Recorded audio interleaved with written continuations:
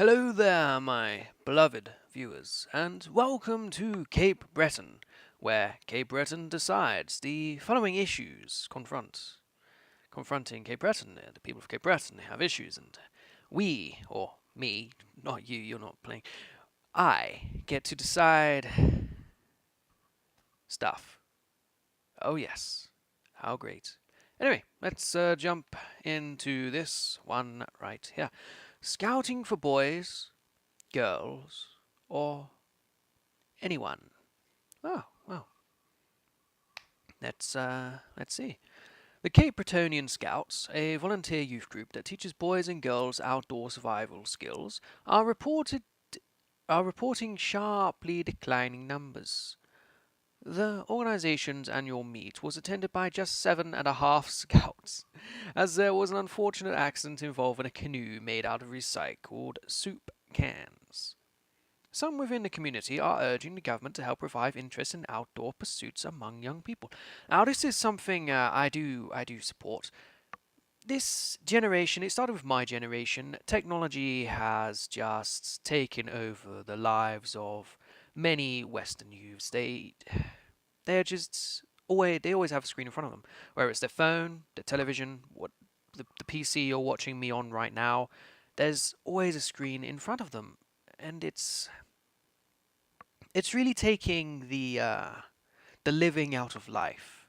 They're not going out and hiking and seeing nature, spending time with animals. I like to play games.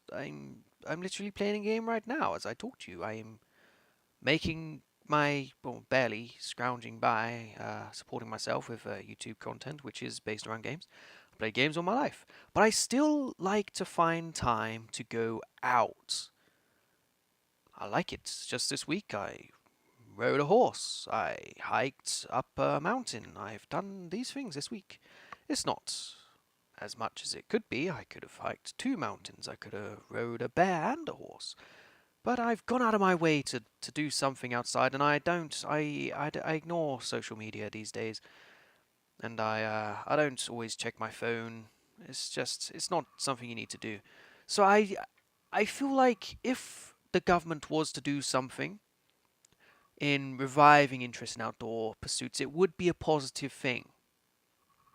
Now, I don't really like government interference, but I do worry for the future generations. Like my generation did have a bit of outgoingness about it, but I look at my cousins who are around 10 to 13 now. They have grown up their entire lives since they were like children, since they were wee children. What, 3, 4? As soon as they could click on a screen, they have had an iPad in front of their face or any competitor.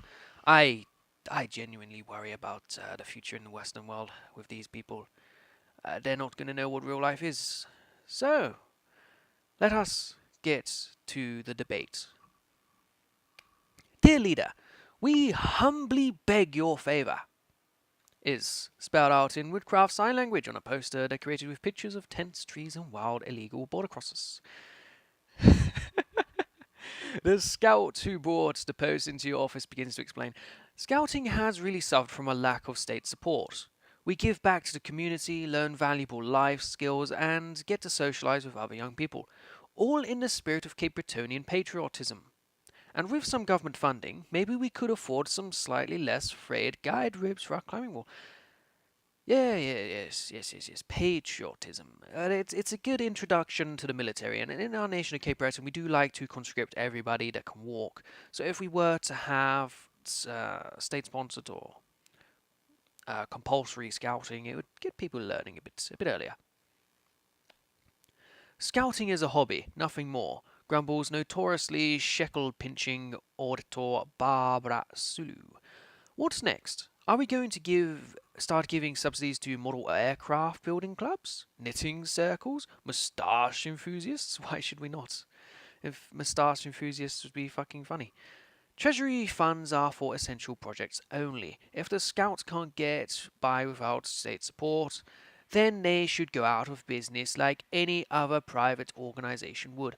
Well, it's quite a strong argument, but at the same time, these scoutings would benefit the nation by increasing Military readiness in the youth.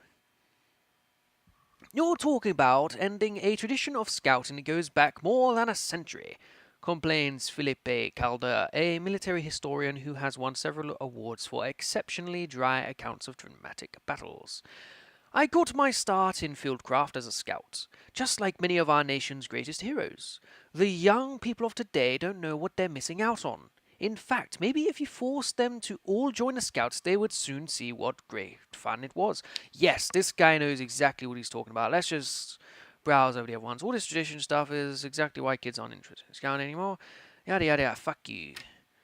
It is just a matter of money, then perhaps I could be of assistance. Oozes industrial magnate Laura Hill. Looking up from an Owl and Bland ebook. No, we're gonna go with this man here. He's clearly correct. Currently, officers have a hard time catching children trained in advanced camouflage skills. Breton soak up super summer, good for them. Whoa, look at all this stuff. Subpar intelligence with a beautiful environment. Well, hey, look at that. Hiking? Yes.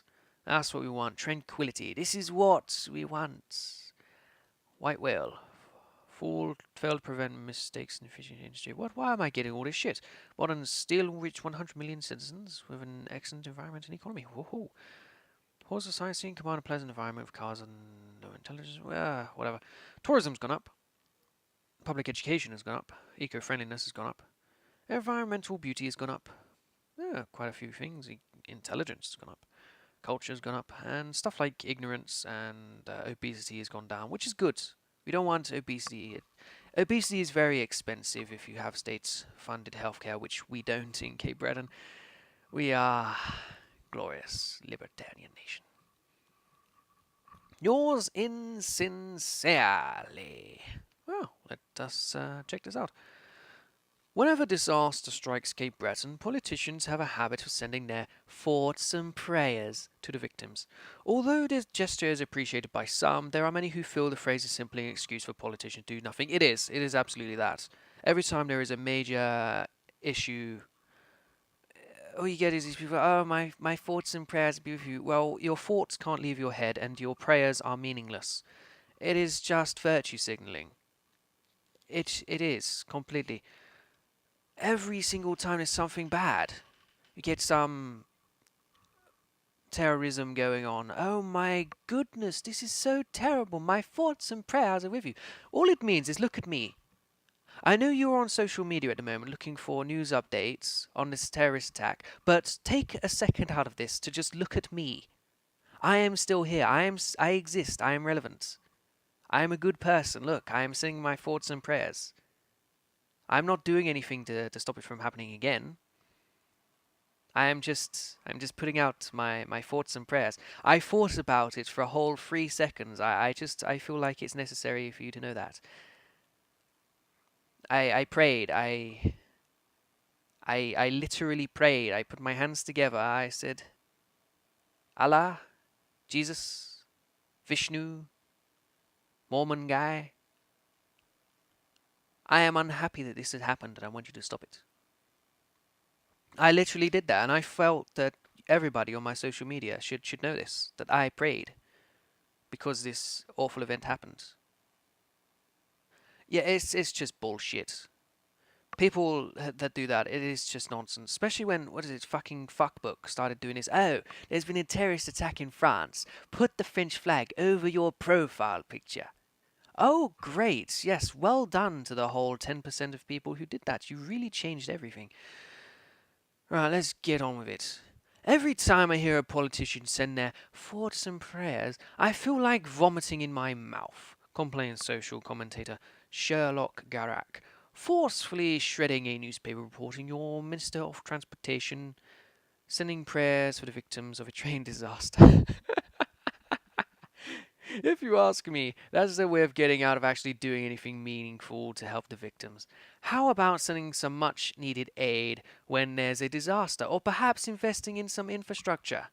The people want government action, not empty platitudes. This is just 100% on the button. On the contrary, many people have told me that they have found comfort in my words when they needed it most, replies Anakin McKinnon. A politician who has been known to fall asleep during government ceremonies. Oh, that's not actually his words.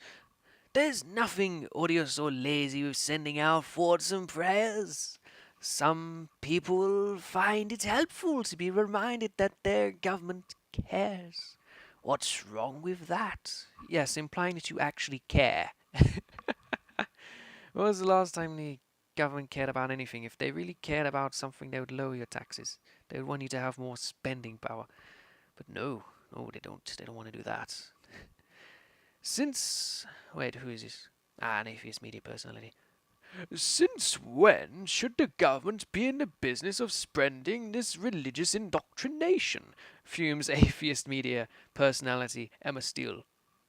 Thoughts and prayers? Oh, please. This is nothing more than the government imposing its religious beliefs on everybody else. How about the government back off with this propaganda and let people mourn in their own private way? Ah, fuck it, we're going with this guy, because he obviously knows what he's talking about. Was it a guy? Come on, Sherlock. Sherlock's got to be a guy, isn't it? Sherlock?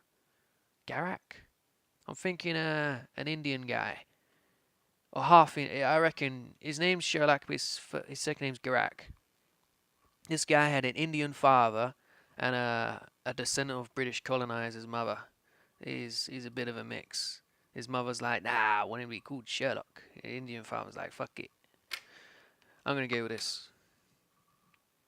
The government only invests in infrastructure after a natural disaster. Well, if everything was right in the first place, the only time you need to replace it would be after a natural disaster. Cinematic reruns prove popular. Well, how about that?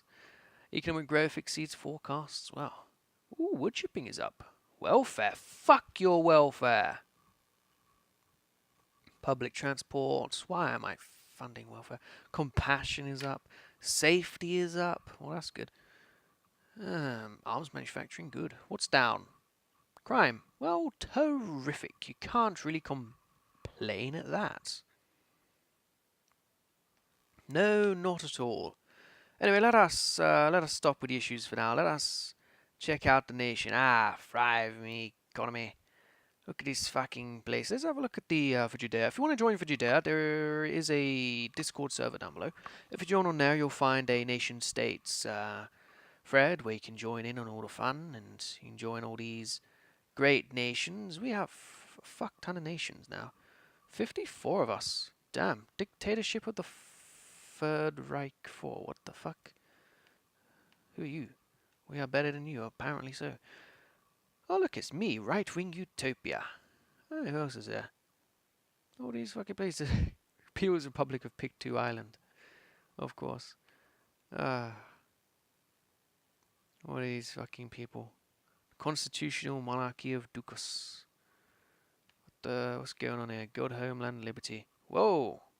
That's an attractive looking place you got there. 209 million population. Income tax rate of 59.9%. You are a fucking thief. You are a thief of your people. Fucking hell. Imagine being taxed that much. Holy fuck. Isn't that tax rate like in Sweden or some shit? Fucking hell. Grand Duchy of Germanic Helvetica. Oh shit, civil rights are outlawed. Well, damn, you haven't been active in quite a while. Well, fuck you then. Anyway, one for watching this video. I'm glad you made it through. I will see you guys next time where we'll see the rest of these issues. I'm sure you will have a lot of fun. I will see you guys there. Thank you for watching. Leave a like if you enjoy it or comment in the comment section so I can enjoy reading your comment. I read every comment. I don't get terribly many anymore. Not as active. I've been very busy trying to immigrate. Immigration to Canada is very strict if you are white and have owned land here, paying tax for 8 years. It's only easy if you illegally immigrate over from the US border. Nah. If you actually try to do it the proper way, it's very hard. Very, very hard. I've been very busy with that, and I've had a few things breaking around my house. So I've been very busy. But I'm looking to get back into the YouTubing as much as I can. So I'll see you guys in the next video. Thank you for watching. Goodbye.